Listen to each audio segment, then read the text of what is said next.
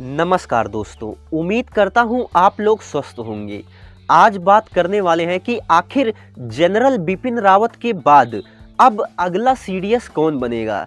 जैसा कि जनरल बिपिन रावत देश के पहले चीफ ऑफ डिफेंस स्टाफ यानी कि सीडीएस थे। जैसा कि मार्च 2023 तक उनका इस पद पर कार्यकाल था। जैसा कि जनरल बिपिन रावत का हेलीकॉप्टर हादसे में मौत की आधिकारिक पुष्टि होने के ठीक बाद कैबिनेट कमेटी ऑन सिक्योरिटी यानी सीसीएस की एक आधिकारिक बैठक बुलाई गई। जैसा कि सुरक्षा मामलों की मंडलीय समिति सीसीएस की बैठक में हेलीकॉप्टर हादसे के बारे में सेना प्रमुख ने सभी को अवगत कराया। जैसा कि इस बैठक के खत्म होने के साथ ही जनरल बिपिन रावत के उत्तराधिकारी के बारे में भी चर्चा शुरू हो गई है। जैसा कि भारत के अगले सीडीएस कौन होंगे, उनके नाम का ऐलान कब होगा, वो पूर्णकालिक होंगे या 1 साल के लिए होंगे, जैसे विभिन्न प्रश्न उठ रहे हैं।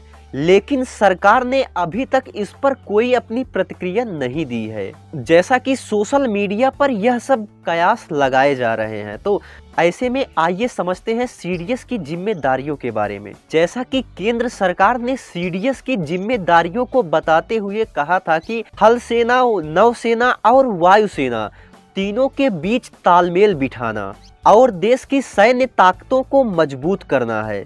जैसा कि सीडीएस की जिम्मेदारी रक्षा मंत्री के प्रमुख सैन्य सलाहकार के रूप में है, जिनके अधीन तीनों सेनाओं के मामले आएंगे। इसकी defence acquisition council, defence planning commission जैसे महत्वपूर्ण रक्षा मंत्रालय के समूहों की जगह होगी।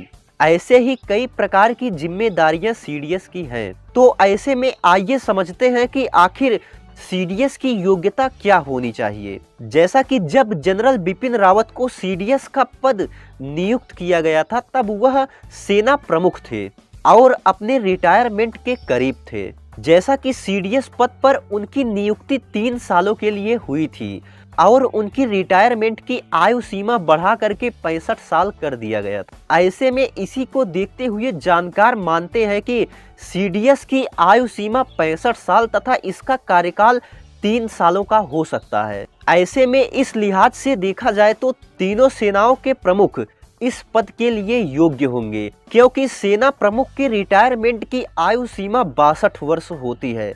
ऐसे में इस आधार पर आर्मी चीफ, नेवी चीफ और एयर चीफ तीनों सीडीएस पद के योग्य होंगे।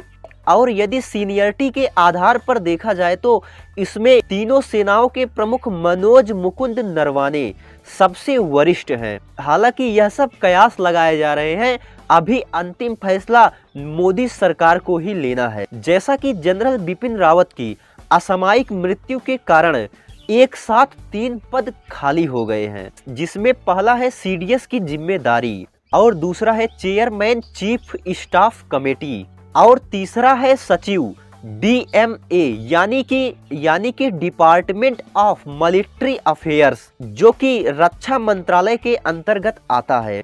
ऐसे में जनरल बिपिन रावत की असामयिक मृत्यु देश के लिए एक बहुत ही बड़ी क्षति है। तो ऐसे में देखना यह दिलचस्प होगा कि आखिर सीडीएस के पद के लिए अब किसको चुना जाता है। तो ऐसे में आप लोगों को यह टॉपिक कैसा लगा हमें अवश्य बताएं।